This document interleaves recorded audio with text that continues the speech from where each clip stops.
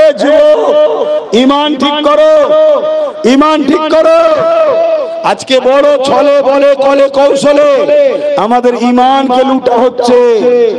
ঈমানকে বাঁচাও আর মন দিয়ে শুনে রেখে দাও, ঈমান দিল থেকে নবীকে মুহাব্বত ও আদবের সাথে মেনে নিবার নাম ঈমান। রুহে জমিনের উপরে আসমানের নিচে কেউ নাই এ কথা কেটে দিতে পারবে। 300 আলেম দাঁড়িয়ে গেছে, চিঙ্গিস খান হুকুম করছে একটা একটা করে গর্দান উড়াও। জাল্লাদ একটা একটা করে গর্দান উড়াচ্ছে। ওই কাতারের শেষে একজন বয়স্ক একটা আলেমে দ্বীন ছিলেন, বাগদাদের মাদ্রাসায় যিনি পড়াতেন। সেই আলেমে দ্বীন ওই কাতারের বাবা জায়গা হচ্ছে না, ঠেলাঠেলি চলছে, সময় আর এদিক ওদিক করতে গেলে হবে না। ওই আলেমে দ্বীন তিনি যখনই একটার পর একটা উলামা ধর থেকে কল্লাকে আলাদা করছে, চিঙ্গিস খানের হুকুমে প্রথম কাতার থেকে তিনি পিছনের কাতারে চলে যায়। চিঙ্গিস খান দেখেছে, কিছু বলেনি। আবার দ্বিতীয় কাতারে হুকুম করলো গর্দান উড়াও। তাহলে প্রথম কাতারে 100 ছিল, একজন সরে গেছে, 99 এর গর্দান উড়ে গেছে। দ্বিতীয় কাতারে 101 জন হয়েছে, ওই প্রবীণ আলেমটা রয়েছে। যখন গর্দান আবার দ্বিতীয় কাতারে উড়াচ্ছে, এই সময় দেখা যায় ওই বুজুর্গ উলামাটা উনি আবার তৃতীয় কাতারে চলে গেছে। চিঙ্গিস খান দেখেছে কিন্তু কিছু বলেনি। তৃতীয় কাতারে দাঁড়িয়ে আছে 101 জন। কথা বুঝে আসছে? এই সময় চিঙ্গিস খান এগিয়ে এসে ওই মুরব্বি উলামার কাছে বলছে, মুরব্বি তুমি এবারে যাবে কোথায়?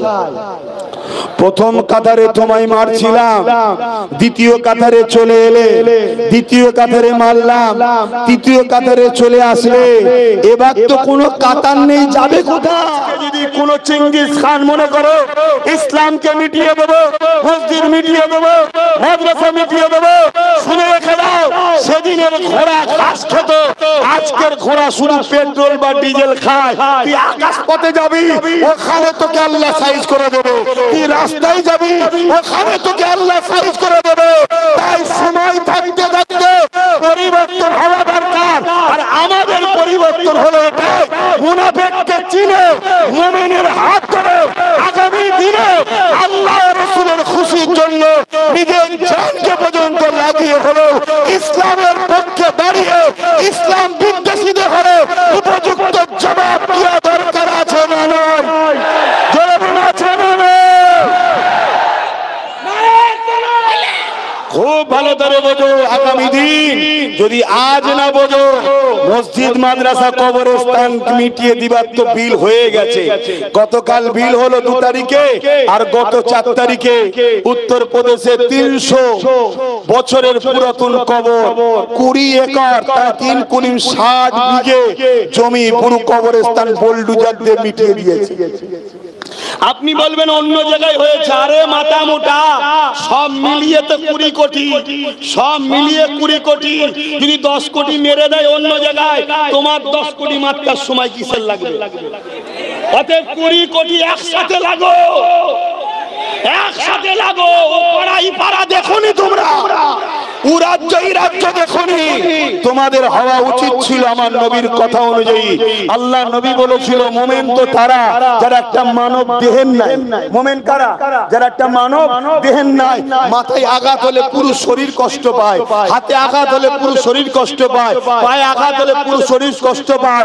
তাই তো মোমেন যারা প্যালেস্টাইনে আঘাত হচ্ছে, আমাদের দিলে ব্যথা হচ্ছে, কেন? মোমেনের বৈশিষ্ট্য এটা। আর ওখানে মারলে তোমার দিলে যদি ব্যথা না হয়, আমার নবীর হাদিস অনুযায়ী তুমি মুমিনই নয়। তুমি হয়তো নিজেকে ইমানদার মনে করছো, মরতে দেরি, জাহান্নামে যেতে দেরি হবে না। তোমার তো এই দরদ থাকা দরকার। আজকে ওয়াকফ বিল হয়ে গেছে, অনেক জায়গায় মেলা দিচ্ছে, কিসের মেলা রে? এখন মেলা কিসে হঠাৎ করে না বলতে পারছে না তো ডাইরেক্ট, কিন্তু মূলত ওই খুশির আনন্দই করছে। কেন উপরে আব্বাজান বসে আছে, আব্বাকে দেখাতে হবে, এই তো মেলা দিয়েছি, এই তো খুশি বানাচ্ছি। কেউ খেলা দিয়েছে, কেউ মেলা দিয়েছে, কেউ নাচ দিয়েছে, আনন্দ করছে, বৃষ্টি করছে। কিসের জন্য রে? মূলত উদ্দেশ্য 100 বছরের স্বপ্ন ছিল মুসলমানদের সম্পদ লোভ আজকে নিতে পেরেছি, তাই আনন্দ করছে। কারা করছে দেখো, যারা তোমাদের কাছেই আসে, একটা সময় এসে বলে দুলা ভাই খেয়াল রেখো, আব্বা জান খেয়াল রেখো, বলে না বলে না, তারাই এখন দেখো আনন্দ করছে। এগুলো কবে ভাববে? আর কবে ভাববে? যদি আজ না ভাবো, গত 7-8 বছর আগে বলেছিলাম, আপনারা আমার ক্যাসেট শুনেন কি জানি না, ইউটিউবে দেখেন আমার, গত 7-8 বছর আগে বলেছিলাম তোমরা ঐক্যবদ্ধ হও, রাজ ক্ষমতা তৈরি করো, নাই আগামী দিন তোমাদের মসজিদ চলে যাবে, মাদ্রাসা চলে যাবে, কবরস্থান চলে যাবে, তোমাদের অধিকার সম্পদ চলে যাবে। বলেছি না বলিনি? আজকে গেল না যায়নি।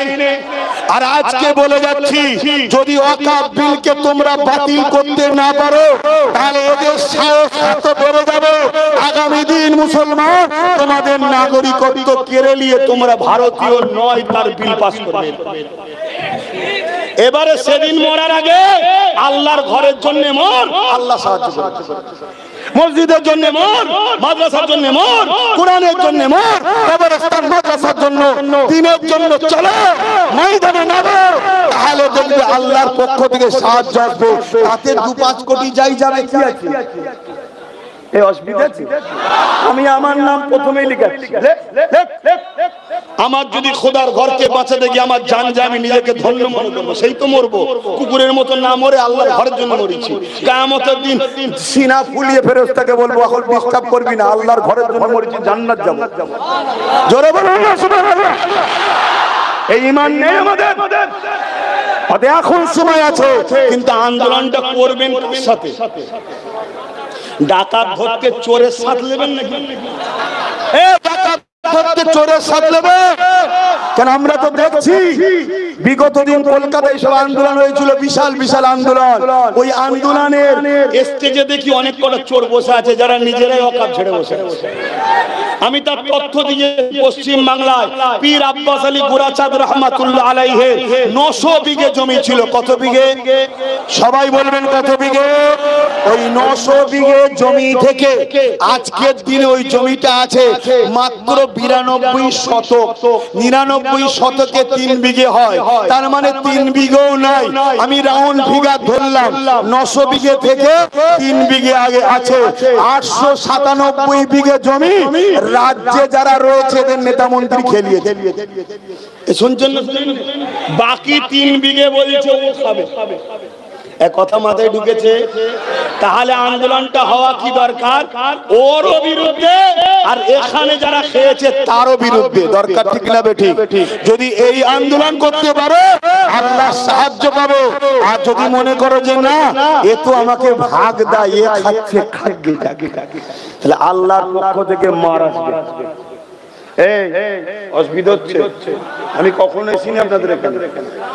হ্যাঁ, কিন্তু কথা কি বলছি দেখেছেন? যেন মনে হচ্ছে 100 বছরের পুরাতন আমি।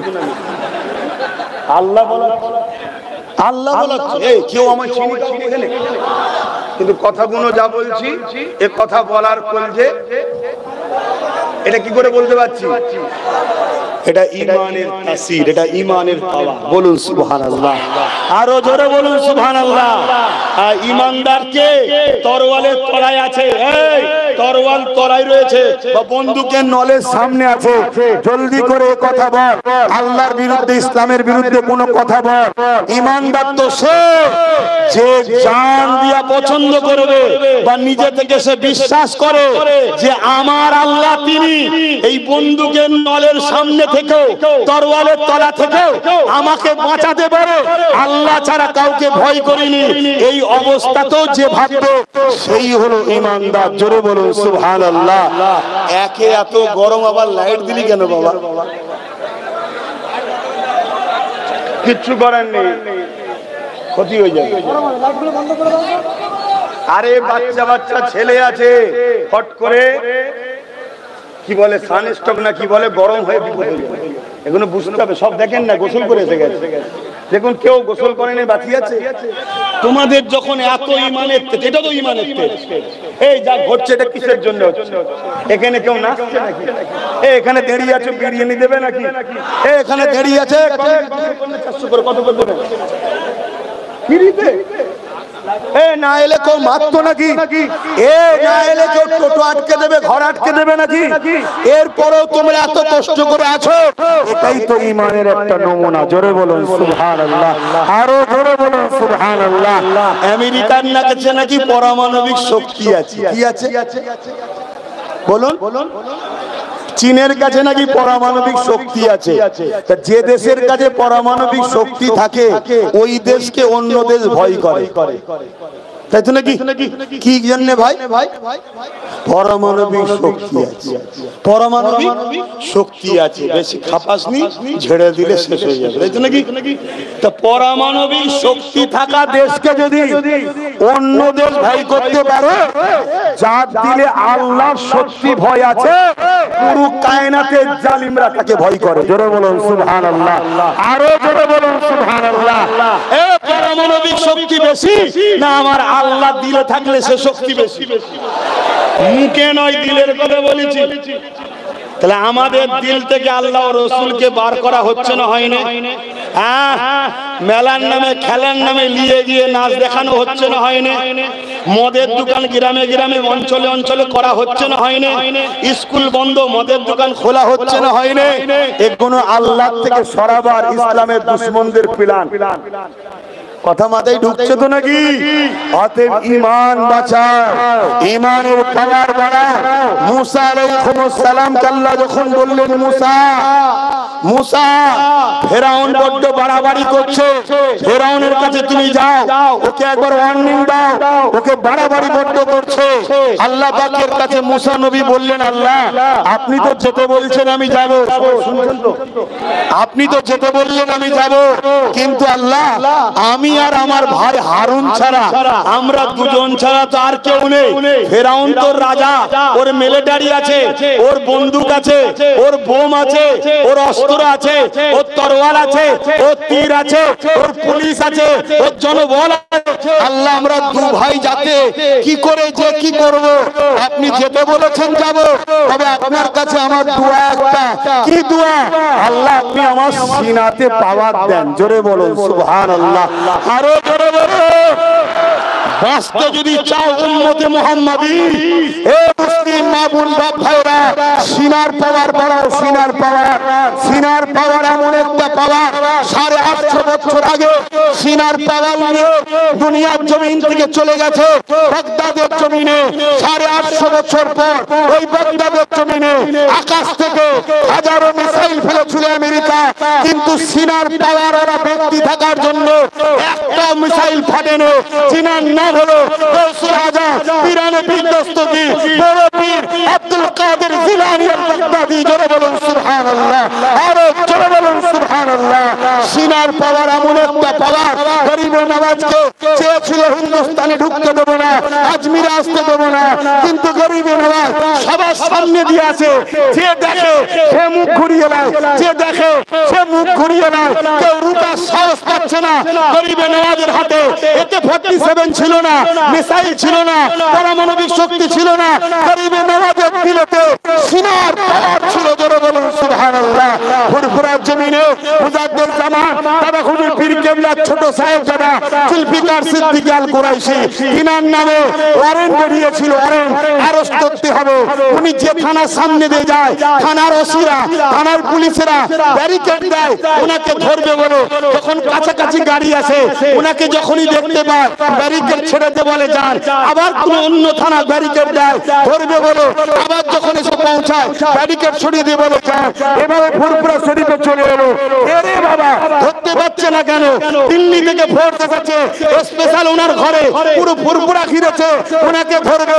ছোট হুজুর পীর কেবলা মাথায় টুপি দিয়ে জুব্বা লাগিয়ে নবী সুন্নতের ইউনিফর্মে যখন বাইরে বেরিয়েছে, যারা ধরতে এসেছে সবকটা ওসি ছোট হুজুরকে দেখে উঠে দাঁড়িয়ে যাচ্ছে। বড় বড় সুবহানাল্লাহ। কিসের পাওয়ার ছিল? জুলফিকার সিদ্দিকীর হাতে অস্ত্র ছিল না। কিসের পাওয়ার? সিনার পাওয়ার। সিনার পাওয়ারটা কিসে হয়? মুহাম্মদ রাসূলের প্রেম ও আদরে হয়। জোরে বলুন সুবহানাল্লাহ, আরো জোরে বলুন সুবহানাল্লাহ।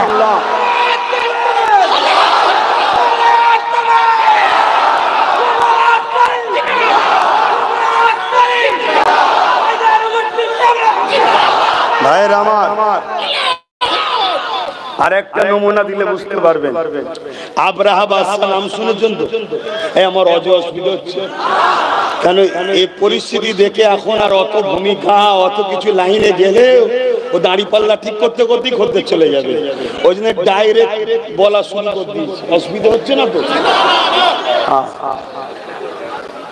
অসুবিধা হচ্ছে?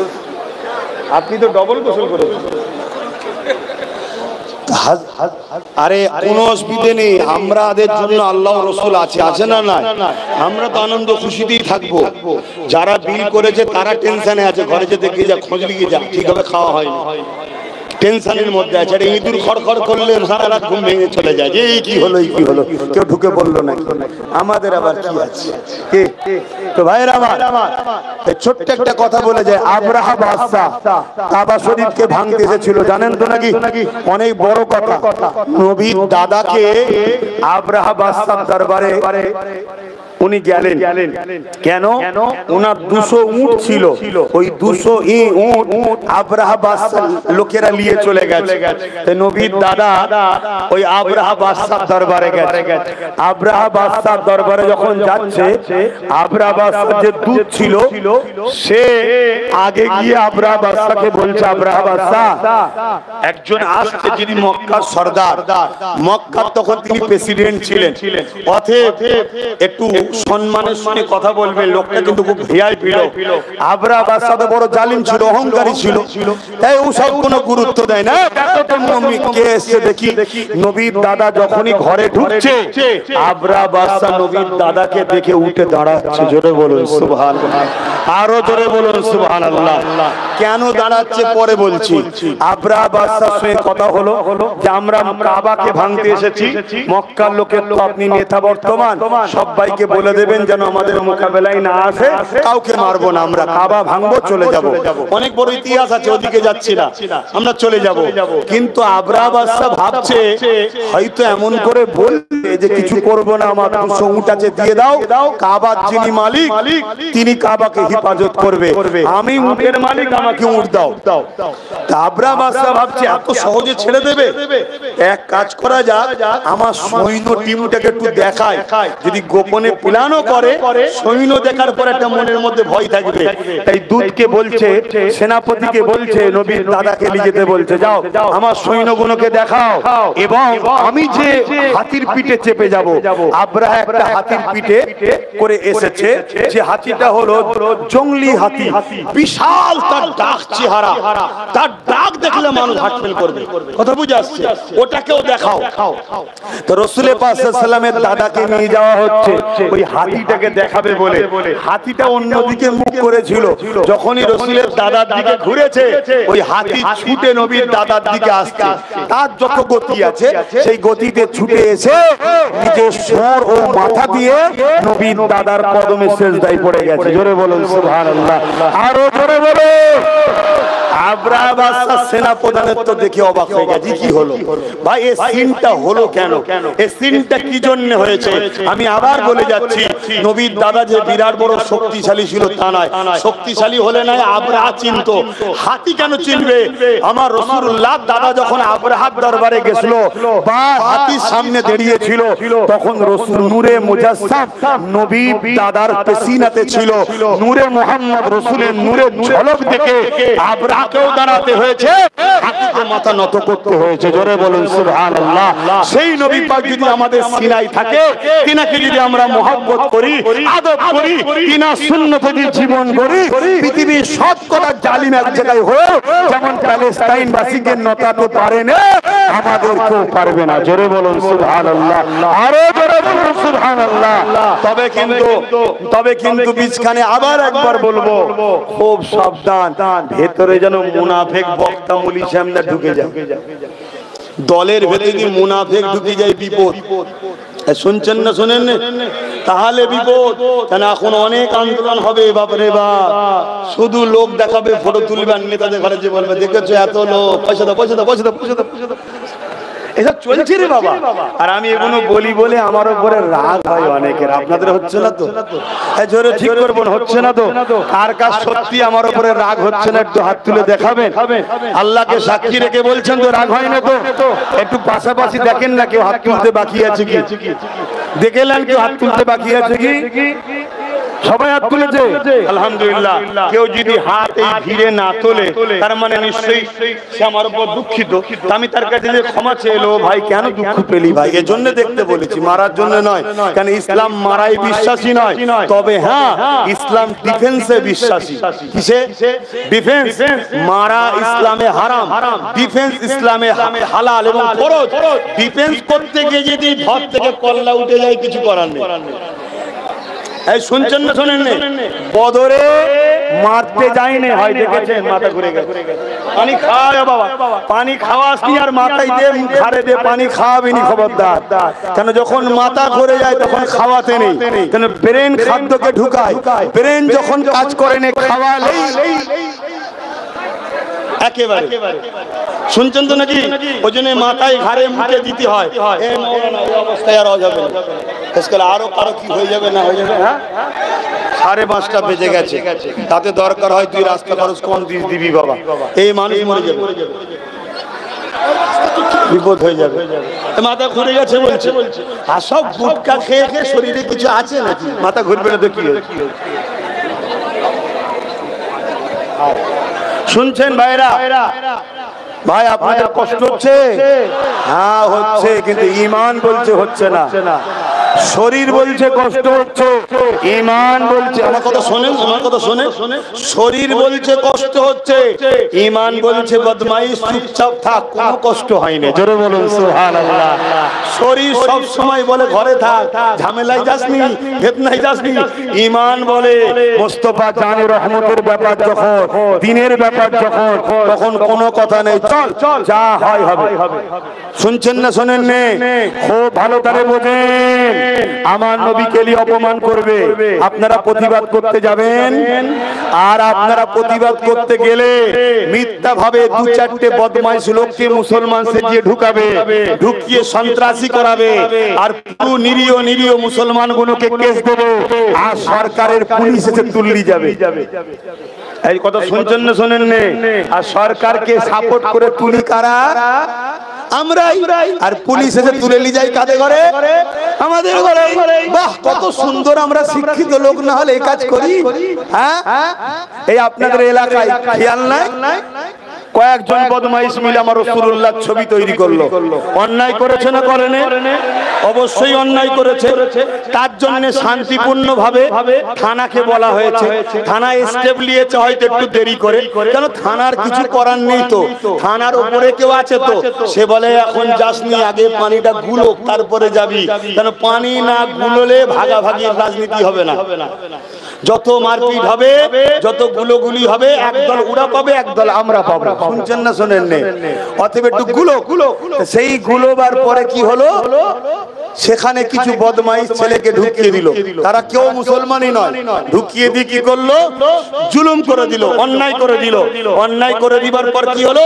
নিরীহ নিরীহ মুসলমানদের উপরে কেস হয়ে গেল, আর সেই সব মুসলমানকে সরকারের পুলিশ এসে তুলে যাচ্ছে। গেছে না যায়নি? এজন্য আমি অনেক আগে থেকে বলেছি, খবরদার, বুঝার চেষ্টা করো, ছেলেগুলোকে ডাক্তার করো, উকিল করো, জজ করো, ডিএম করো, বিডিও করো, আইপিএস অফিসার বানাও, বড় বড় অফিসার বানাও, ডাব্লিউএস অফিসার বানাও, এবং আমাদের মধ্যে থেকে কিছু কিছু ছেলেকে পলিটিক্যাল সায়েন্স পড়াও, সায়েন্স পড়িয়ে রাজনীতির নেতা বানাও মুসলমান। যদি বাঁচতে চাও এই কথাকে মাথায় রেখে দাও, না হয় বাইরে 10 কোটি নিয়ে দৌড়ে কিছু লাভ নেই, ঠান্ডা ঘরে রাত 11টায় বিল পাস করে দেবে। এই কথা বুঝছেন? যেখানে বিল পাস হচ্ছে ওখানে তোমার কই? তোমার লোক কই বলো? তা তোমার লোক যদি ওখানে থাকতো তাহলে হাত গুটিয়ে বক্সিং দিত, দুম দাম হতো। চল কে সবে হবে তো কি হয়েছে, সব জায়গায় তো হচ্ছে, ঠিক না বেঠিক গো? কিন্তু আমার লোক কই? এজন্য আমি বারবার বলি, এতে অনেক মুসলমানের আবার সমস্যা হয়। আপনাদের হচ্ছে নাকি? যে সব মুসলমানের সমস্যা হয় জানবেন, ওই মুসলমানগুলো মুসলমান সেজে আছে। আমরা দেখছেন এখন সব ফোন ব্যবহার করি না, এই যে সব স্যামসাং আর সব কোম্পানির ফোন আছে, কি বলে কি ওপো টোপো সব কিছু কোম্পানি ফোন আছে না, এসব কোম্পানি এর কিন্তু ভেতরের পার্টস গুলো সব চাইনা। ভেতরের পার্টস কোথা? চাইনা। তো এই রকম যেমন মোবাইলের কভার হলো মেড ইন ইন্ডিয়া আর পার্টস কি চাইনা, ঠিক তেমন মানুষের বাইরে কিছু মানুষের বাইরের কভার হলো মুসলমান, ভেতরটা হলো বেঈমানদের। কথা বুঝে আসছে?